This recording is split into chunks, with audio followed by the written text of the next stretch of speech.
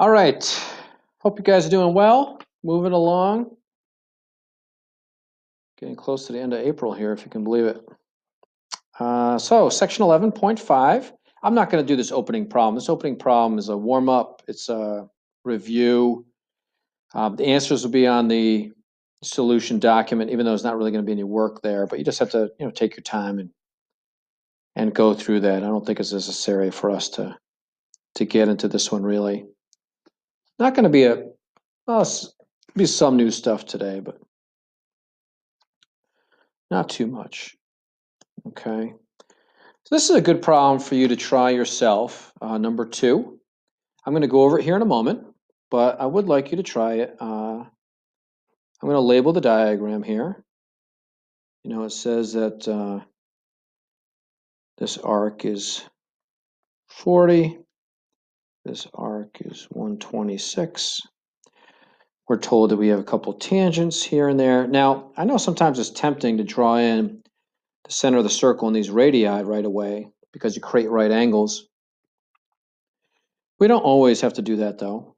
And you don't need to do that here. So if you want to pause and give this one a try, certainly go ahead and do so. Right now, I'm going to go ahead and continue in a moment. I'm looking at this angle right here. Angle, let's call this M. So angle YMX is on the outside. It has to equal half the difference of those arcs, right? So 126 minus 40 would be what, 86? So cut that in half and you got 43 degrees. And if that's 43, this is vertical to that, so that's 43 as well. And then, because you have a couple tangents, QP plus 43 has to add to 180. So there you go. Nothing new there. That's really another opener. All right, let's take a look down here.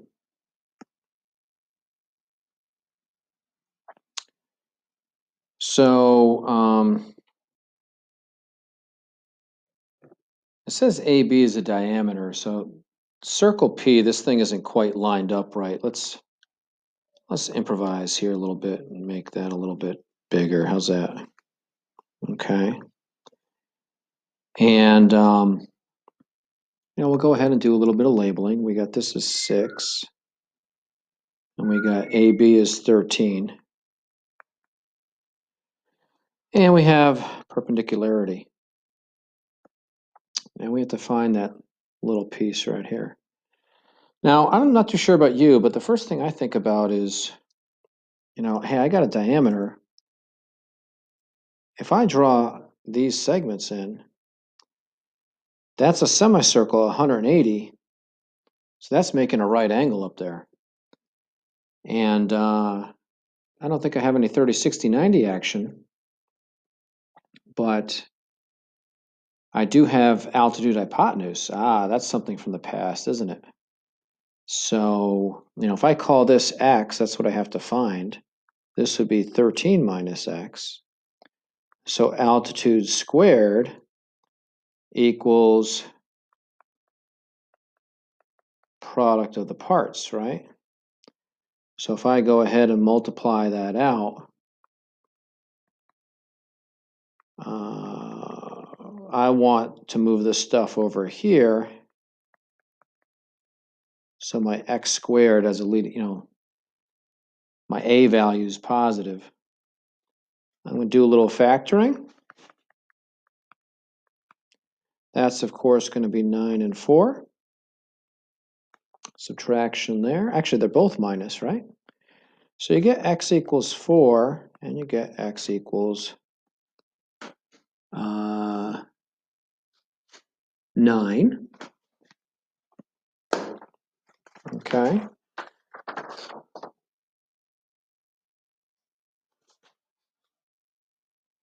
So RB With the way it's drawn, you would say that RB, of course, is going to be 4, considering it's to the right of the center point. With the way it's drawn, it can't be 9 because we know that this distance here is 6.5. So we'd actually get rid of the 9 as an answer. Okay. All right.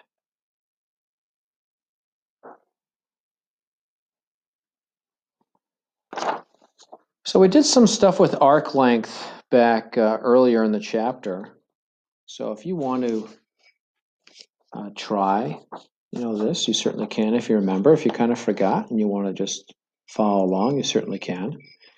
So we're given that the length of arc xy is 9 pi. And that's a tangent. And we're told that what? Zy is 12. Now, zy is the radius. Let's give my computer a chance my pen to come back. There it is. So this is the radius. All right. So let's see. What do we got here? We have to find the measure of angle A. So, what we want to do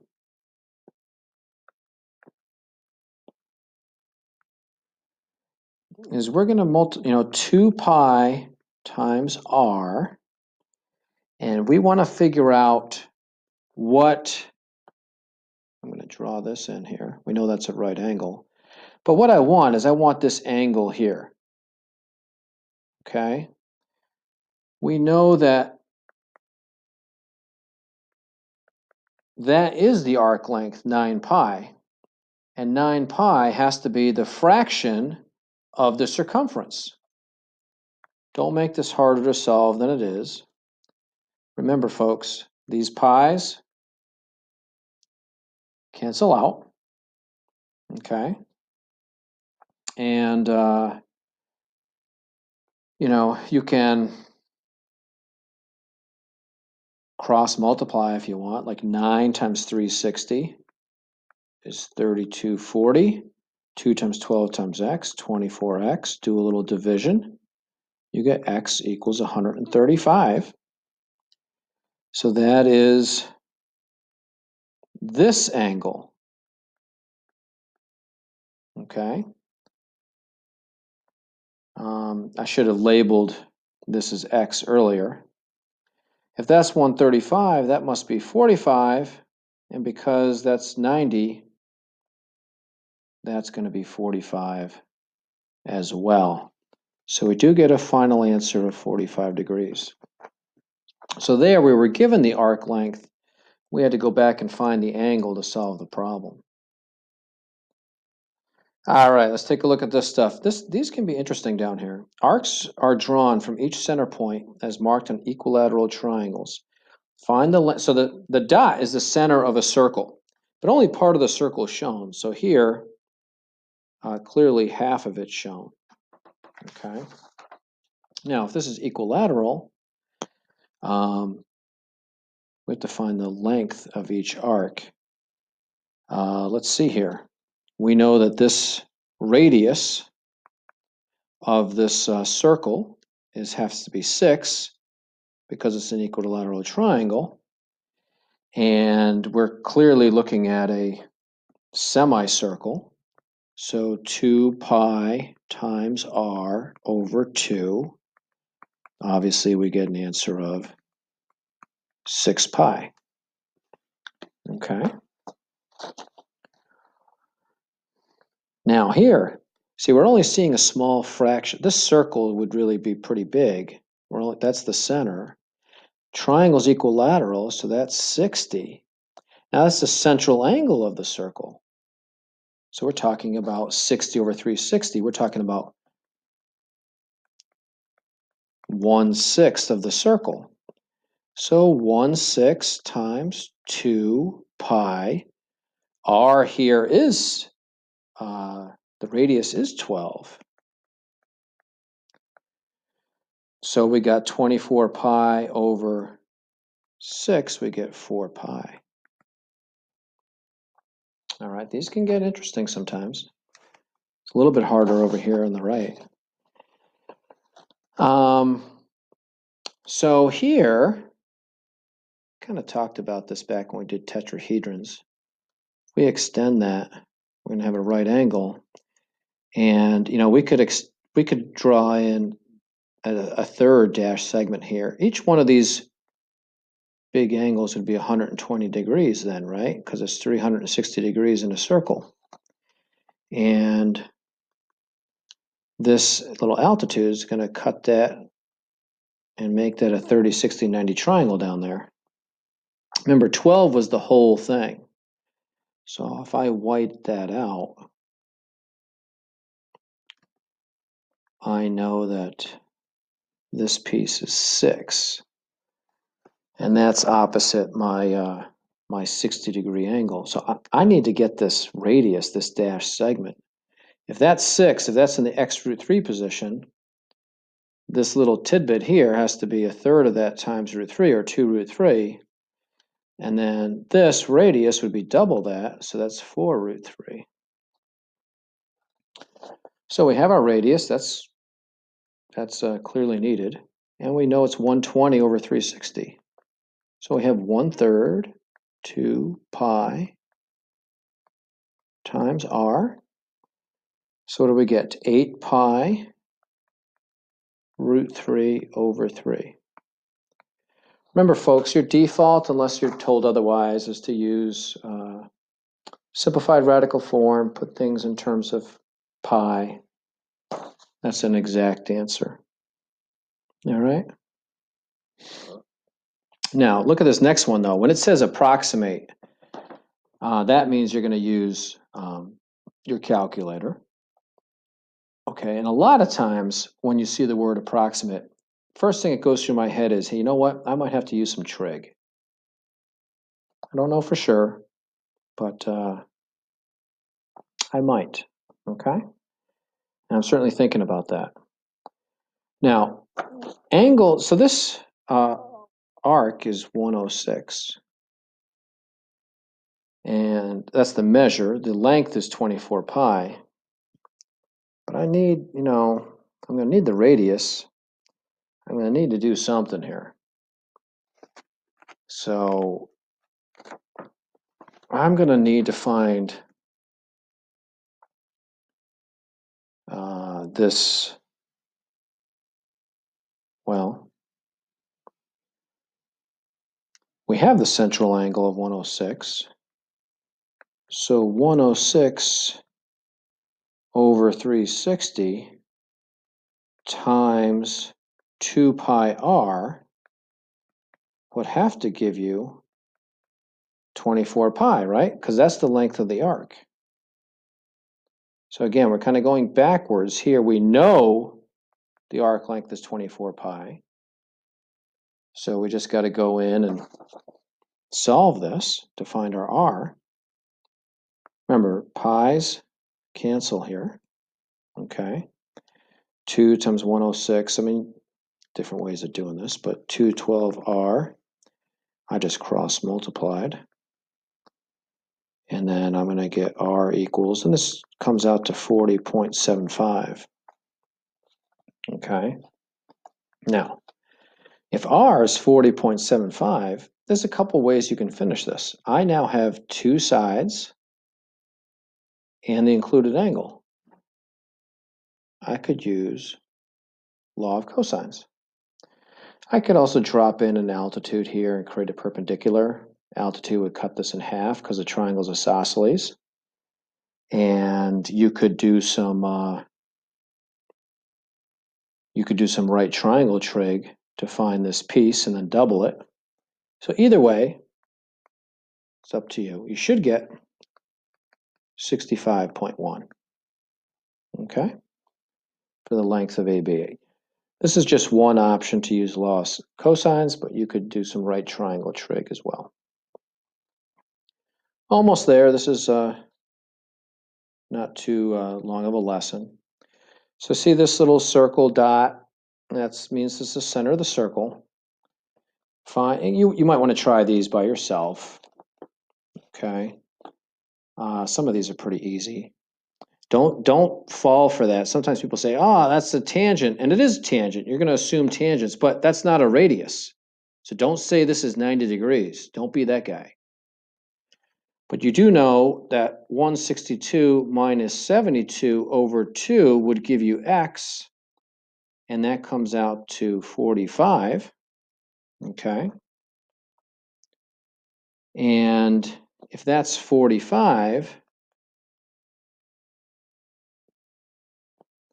remember this 72 means that this is half, 36.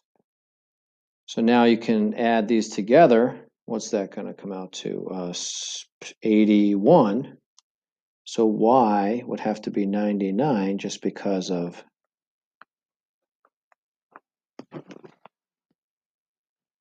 the triangle. Okay. So common mistake would be to call y 90. So be careful with that. So these things are tangents. Okay, I just made my computer wig out. I'll come back here in a second. We're almost done.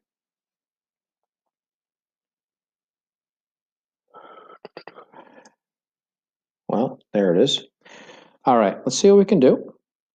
So I see that that's 58. Again, you might want to try this first.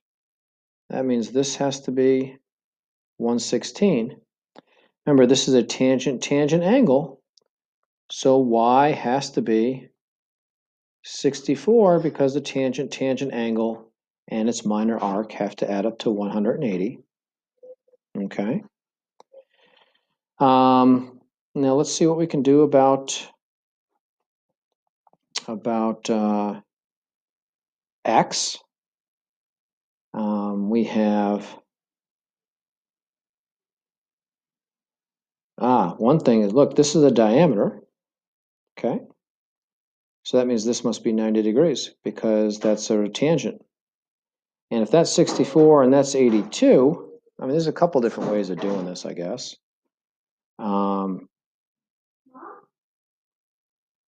You know, you could come up with this angle here. I don't know if this angle is really that helpful though, because it's not in the center. So that might not help us out. So let's work with what, look at this, I got a tangent chord angle, 82. So that's got to be half of this arc. So this arc has to be 164. And if that's 116, that's got to be 48. And if that's 48, this is a diameter, this has to be 132. Now you got everything except for this piece you can subtract from 360, and that's 64. I guess I don't even need to write that in, because once I got this 132, x is half that, x is 66. Okay, last one of the day. 20 inscribed, that means that's 40. Okay. Let's see, what else do we have here? We have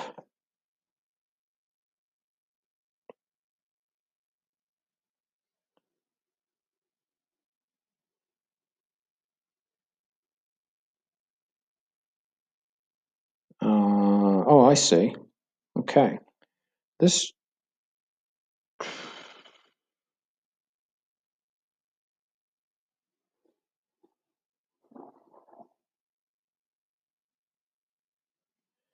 So I'm having a brain moment here. Let me get my thoughts together on this particular one. Happens sometimes.